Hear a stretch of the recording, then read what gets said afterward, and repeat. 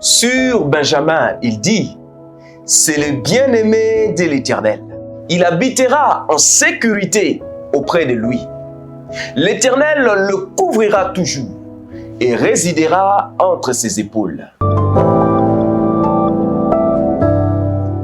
Shalom chez vous, bien-aimés dans le Seigneur. C'est avec une grande joie que je vous retrouve encore une fois de plus dans l'évangile de la vie de Dieu. Ces moments que nous avons maintenant de culture, de partager ensemble sur la parole de la vie. Alléluia. C'est bien le vôtre, l'évangéliste du Seigneur, Dialungana Junior. Je viens à vous avec ce sujet de partage qui dit « entre les épaules ». Alléluia. Entre les épaules. C'est bien notre sujet de partage. Mes bien-aimés, ici je vous partage sur le 4e enfant. Je parle ici de la 4e bénédiction. Bien entendu, selon l'ordre que Moïse avait établi. La 4e bénédiction. Ce sont des paroles de bénédiction qui sont prononcées. Et ces paroles sont des prophéties. En suivant le cours de la vie de ces tribus ou de ce peuple, vous allez voir que les paroles que le Père spirituel avait prononcées sur eux, ces paroles se sont accomplies. Se sont répertoriées dans leur parcours, dans leur vie.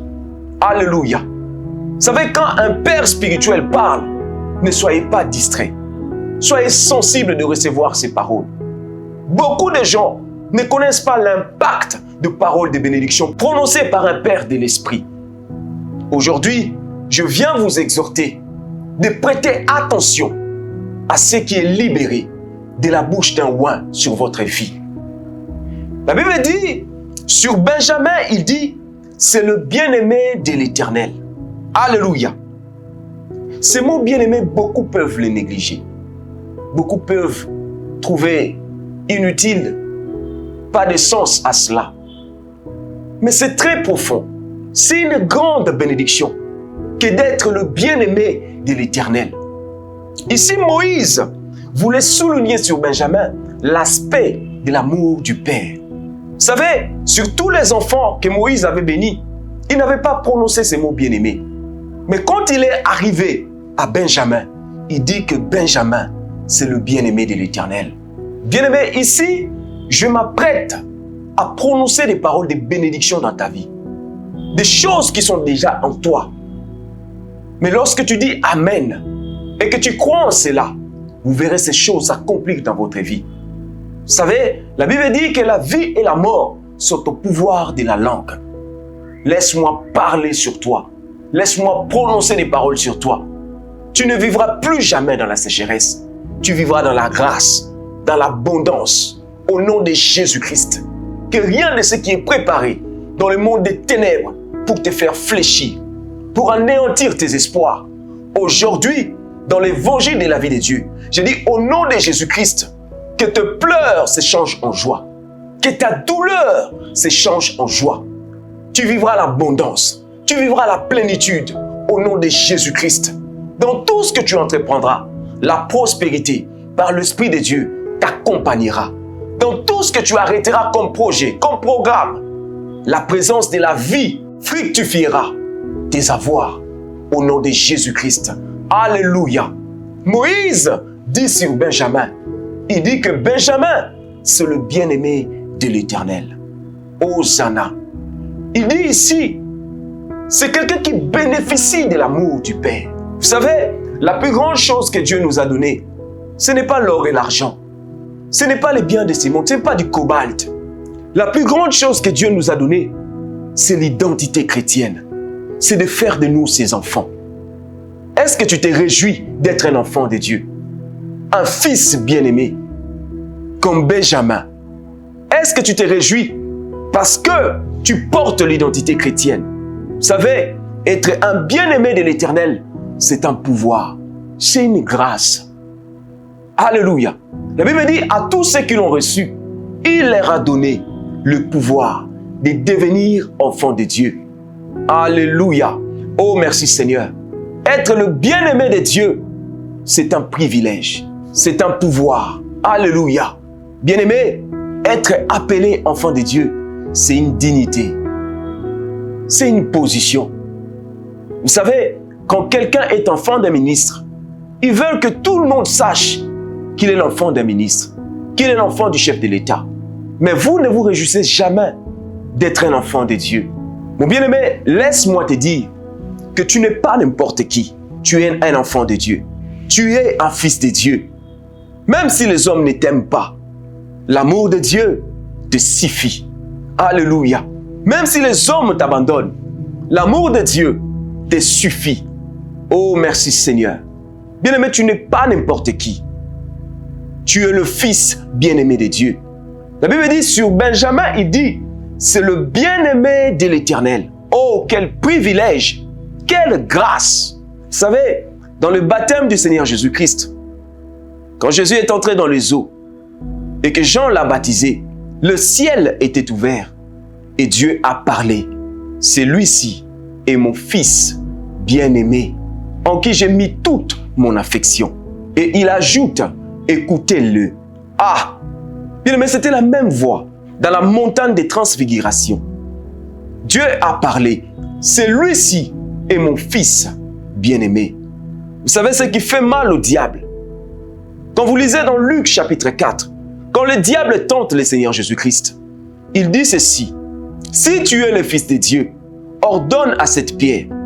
Oh mon bien-aimé, le diable était d'accord que Jésus-Christ soit le fils de Dieu, mais il n'était pas d'accord que Jésus-Christ soit le fils bien-aimé de Dieu.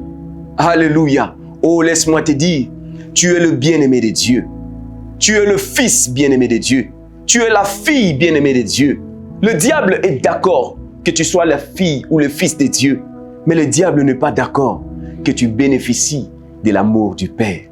Oh, laisse-moi te dire, oh mon frère, tu es le fils bien-aimé de Dieu. Ma sœur, c'est toi la fille bien-aimée de Dieu.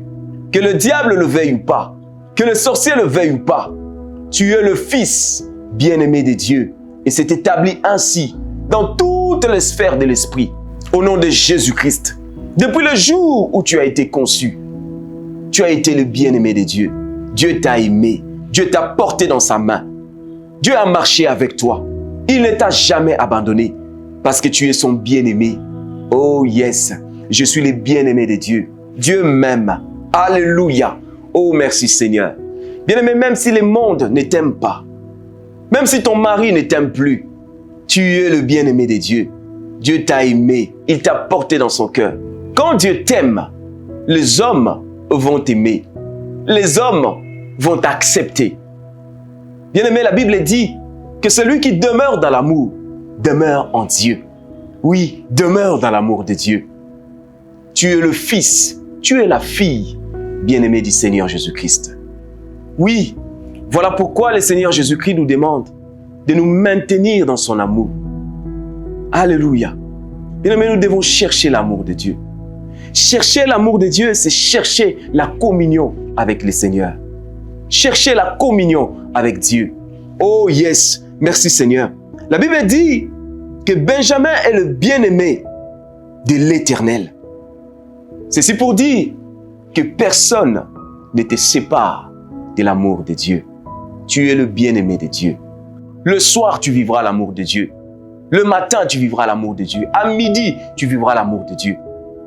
Que personne, ni rien dans ce monde, ne te sépare de l'amour du Seigneur. Oh Zana, oh merci Seigneur.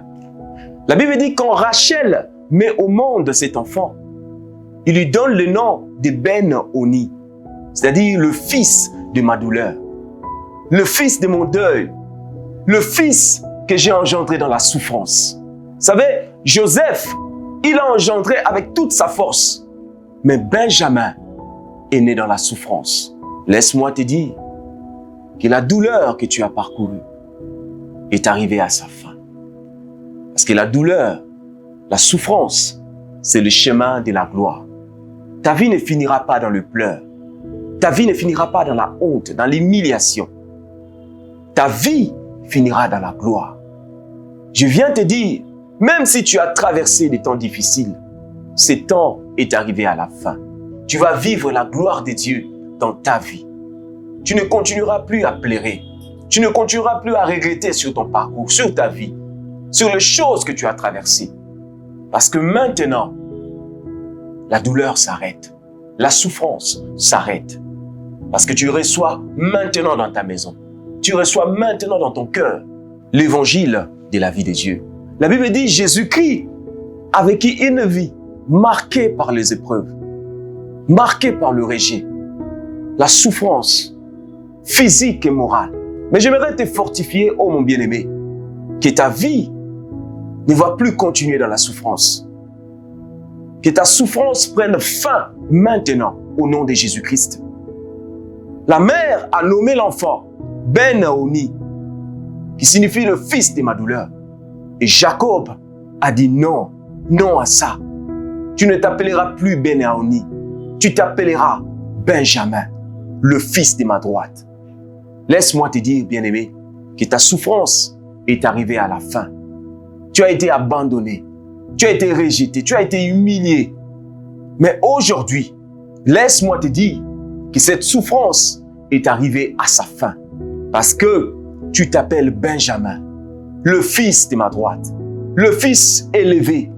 Oui, tu es le fils élevé. Alléluia. Même Jésus-Christ, pour être le roi des rois, il a traversé la souffrance. Il a traversé l'humiliation. Ta souffrance à toi, oh mon bien-aimé, est arrivée à sa fin. Peu importe les conditions dans lesquelles tu es né, cela n'empêchera pas Dieu de t'amener là où il veut t'amener.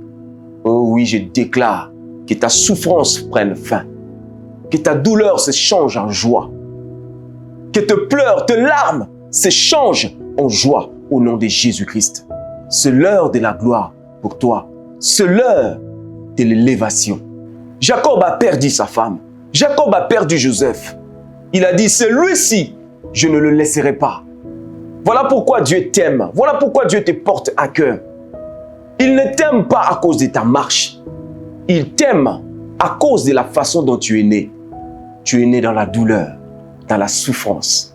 Voilà pourquoi l'amour de Dieu est sur toi. C'est dans la douleur, dans la souffrance que l'amour de Dieu augmente envers nous. Alléluia.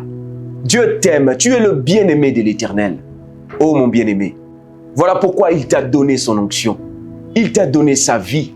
Parce que la Bible dit, ne touchez pas à mes oins. Ne touchez pas à mes bien-aimés. Tu es le bien-aimé de l'Éternel. C'est l'amour du Père qui te garde. C'est l'amour du Père qui est ta protection. Voilà pourquoi la filiation est la plus grande chose que Abba Père nous a donnée en Jésus-Christ. De faire de nous ses enfants. Nous lui appartenons. Nous sommes à lui. Toi et moi, oh mon bien-aimé. Que la douleur, que la souffrance soit effacée sur ton tableau. Laisse apparaître l'amour de Dieu. Parce que tu es le bien-aimé de l'Éternel. Mais bien-aimé, Jacob a protégé cet enfant. Jacob a gardé cet enfant. Voilà pourquoi la Bible dit, c'est le bien-aimé de l'Éternel. Il habitera en sécurité auprès de lui. Ta sécurité, ce n'est pas la prière que tu fais. Ta sécurité, ce n'est pas la montagne. Ta sécurité, c'est l'amour de Dieu. Il a dit, mon bien-aimé, je le garderai, je le protégerai. Je suis sa sécurité. C'est ça ta plus grande bénédiction. La mort ne peut pas te surprendre. Les accidents ne peuvent pas te surprendre. La sécheresse ne peut pas te surprendre. Parce que tu es le bien-aimé de l'Éternel. Oh bien-aimé, laisse monter en toi l'amour du Père. Laisse libérer dans ta vie l'amour du grand Dieu. Tu es protégé parce que tu as un mandat, parce que tu as une mission. Voilà pourquoi Dieu te garde, voilà pourquoi Dieu te protège. Tu dois compléter le travail que ton frère avait commencé. Alléluia. Oh merci Seigneur. Je déclare sur toi, tu habiteras en sécurité. Tu habiteras en sécurité. tes enfants habiteront dans la sécurité auprès de Dieu. Bien-aimé, ils vont te chercher dans leur miroir. Ils ne vont pas te trouver parce que tu habites dans la sécurité auprès de Dieu. Ils vont prendre tes cheveux, ils vont prendre tes ongles, ton habit pour l'amener quelque part. Ils vont te chercher, mais ils ne vont pas te trouver parce que tu habites en sécurité auprès de Dieu. Sur la terre ici, c'est seulement ton corps, c'est seulement ta chair. Mais ton esprit habite là-haut, dans la présence de Dieu. Bien-aimé, le monde des ténèbres ne peuvent pas te voir. Ils ne peuvent pas te toucher parce que tu habites dans la sécurité auprès de Dieu. Personne ne te touchera parce que le Père ne permettra pas qu'on te touche. Le Père ne permettra pas qu'on touche à tes trompes. Le Père ne permettra pas qu'on touche à tes enfants. Le Père ne permettra pas qu'on touche à ta richesse, qu'on touche à tes affaires, qu'on touche à ton business. Le Père ne permettra pas parce que tu habites en sécurité auprès de lui. Alléluia. Je veux que tu habites dans la sécurité. Je déclare sur toi, habite dans la sécurité. Au nom de Jésus-Christ, habite dans la sécurité. Parce que les choses que tu es appelé à faire, ce sont des choses qui vont impacter ces mondes. Ce sont des choses qui vont changer ces mondes. Au nom de Jésus-Christ, oh, je prophétise sur toi l'onction de la sécurité. Que ta vie soit sécurisée. Tu ne mourras pas. Tu ne tomberas pas malade. Tu ne seras pas victime. Tu es celui qui va poser des actes. Tu es celui qui va faire subir au monde des ténèbres des choses catastrophiques par la puissance de Dieu. Vis dans la sécurité parce que tu as un mandat de Dieu. Nous habitons auprès de Dieu. Alors n'aie pas peur du diable. N'aie pas peur des démons parce que tu habites dans la sécurité. La Bible dit, l'Éternel te couvrira toujours. Il le couvrira toujours. Benjamin est couvert sur de fins lins. Le monde des ténèbres ne peut pas le toucher. Le monde des ténèbres ne peut pas le voir parce qu'il habite dans la sécurité. Alléluia. Oh, gloire à Dieu. Oh, j'habite dans la sécurité, dans la présence de Dieu. Hosanna. Bien-aimé, la sécurité, ce n'est pas la prière. La sécurité, ce n'est pas le jeûne. La sécurité, c'est notre position en Dieu. Voilà pourquoi Dieu te garde.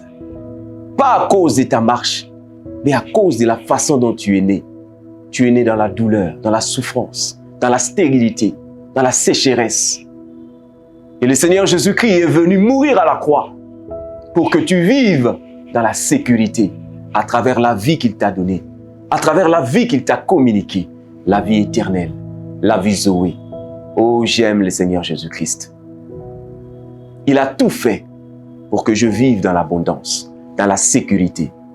Il dit, Benjamin, c'est le bien-aimé de l'Éternel. Il habitera en sécurité auprès de lui. Écoutez cette dimension de gloire. Oh, merci Seigneur. La Bible dit, Benjamin résidera entre les épaules de Dieu. Est-ce que tu connais la taille de Dieu?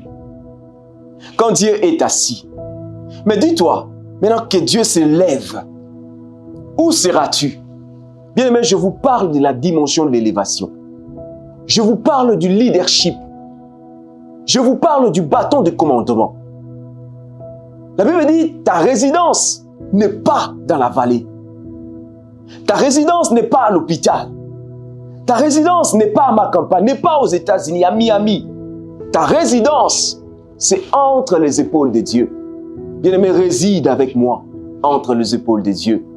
Quand Joseph a reçu ce frère en Égypte, il a mis l'un d'eux en prison. Il leur a dit, ramenez-moi votre petit frère. Bien-aimé, quand le frère Benjamin est venu, c'est là qu'on a affranchi l'autre frère. Je sais que dans ta famille, il y a certains qui sont encore dans des prisons.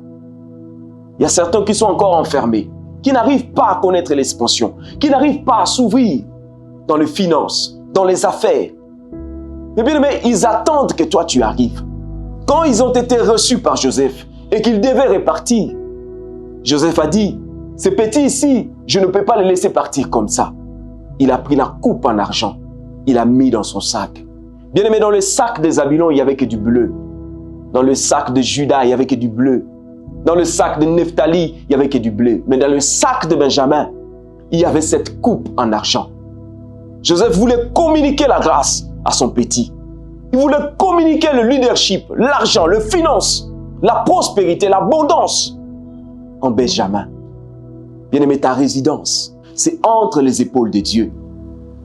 Ta vie n'est pas destinée dans la souffrance, dans la pauvreté, dans le manquement, dans la sécheresse.